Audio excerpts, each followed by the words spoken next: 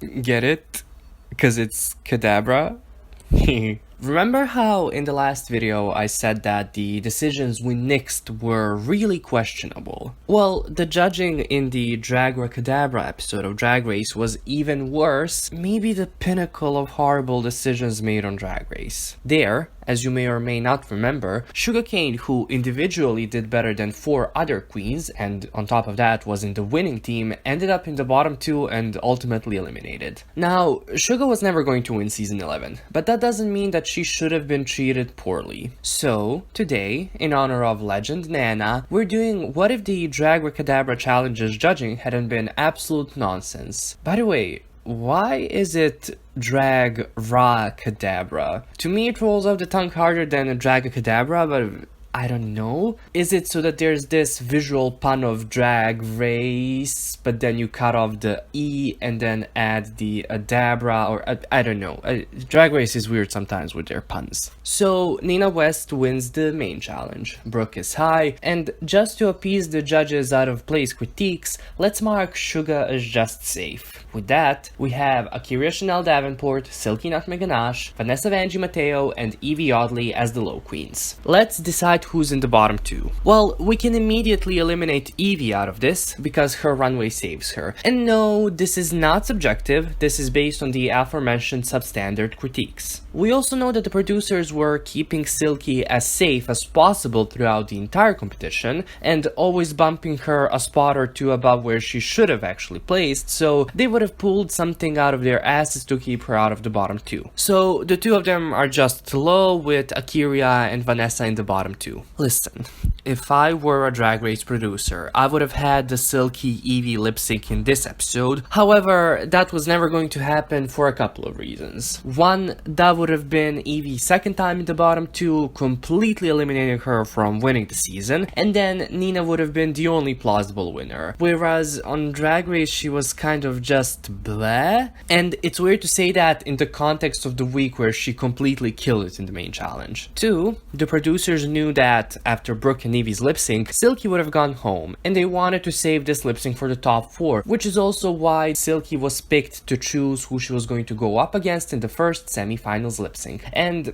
as we know, Silky chickened out and chose Brooke. The last reason is that Akira did not answer the runway's team. She tried to sell the story of it's a caftan with a K. Bitch, where? Literally, bitch, where? Akira in this scenario is the clear one in the bottom 2, and if she goes up against Silky, well, the show loses Silky, but if she goes up against Evie, she loses to Evie, but this is Evie's second time in the bottom 2. Thus, we have Akira and Vanessa in the bottom 2. I think that regardless of how they would have done, Akira would have been eliminated just because of the romance angle between Brooke and Vanessa. For the next 11th episode, the main challenge is the Makeover challenge, where the competing queens are Brooke, Nina, Suga, Silky, Vanessa, and Evie. The returning 6 that are going to be made over, well, we'll just swap Suga and Akira, and so we have Akira, Ariel Versace, Honey Davenport, Plastique Tiara, Scarlett Scarlett Envy, and Soju. With Brooke winning the mini challenge, she gets to pair up the dolls. Brooke wanted to be as fair as possible, so she paired up the queens based on their physiques, or rather, which queen's bodies were the most similar. So for herself, she took Plastique, Evie will get Scarlett, Vanessa Ariel, Silky Soju, and we're left with Nina and Suga. I would assume that Suga would be with Honey, I guess because they're both New York queens, so there's that connection, and then Nina's with Akira. Now, I could rationalize Nina being with Soju and Silky with Akira, you know, because Akira and Silky were friends and Brooke was friends with Silky, so she'd want to do her a favor. But again, even though Rue himself tried to push the storyline of Brooke being shady, Brooke was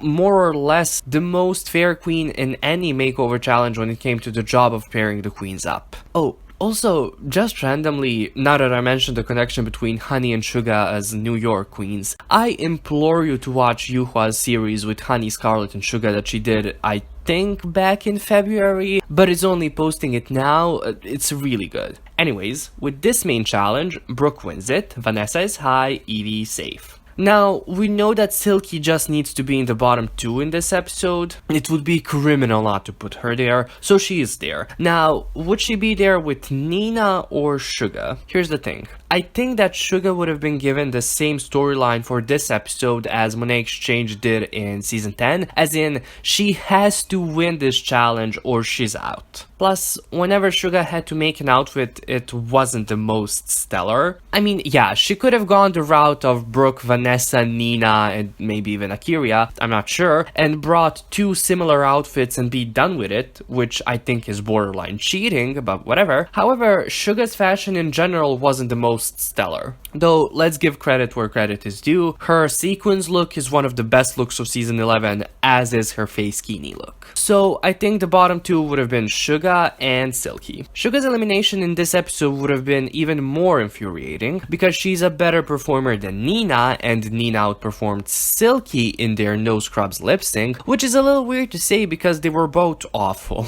Yeah, I guess Suga goes and we have the top 5 of Brooke, Nina, Silky, Vanessa, and Evie. As we know, the top 5 episode was reserved for the Brooke-Vanessa lip sync where Vanessa goes home, so we can proceed to the finale. Now, in the finale, Silky, of course, is chosen to choose who she's gonna lip sync against. We know that she wouldn't pick Evie, so let's look at the other 2 possibilities. In the first scenario, she picks Brooke and loses to her, while Nina loses to Evie. In the finale, we have Brooke versus Evie, where Evie takes the crown, so no change in the final result. In the second scenario, Silky picks to go against Nina, thinking that she has a chance at beating her and possibly winning the season if she goes up against the right queen in the final lip sync. So Silky does beat Nina, Evie beats Brooke, and then in the finale we get that long-awaited Silky versus Evie lip sync, where Evie sweeps the floor with Silky, quite literally, because that's all Silky can do, roll around the floor. So yeah,